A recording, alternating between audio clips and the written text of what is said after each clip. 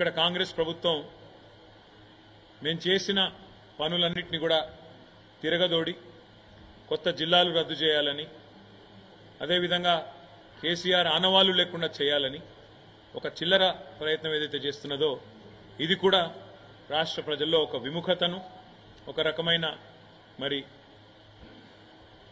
ప్రభుత్వం పట్ల వ్యతిరేకతను పెంచిందని చెప్పి కూడా మేము అనుకుంటా ఉన్నాం.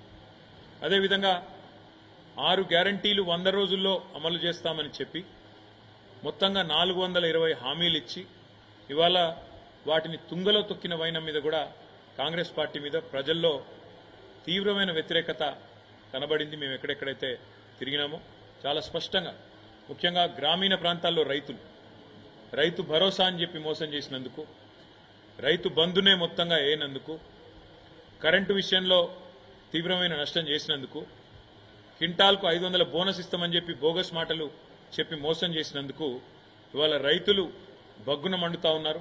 తప్పకుండా ఆ వ్యతిరేకత అనేది ఓట్ల రూపంలో కనబడుతుంది గ్రామీణ ప్రాంతాల్లో అని చెప్పి మేము అనుకుంటా ఉన్నాం.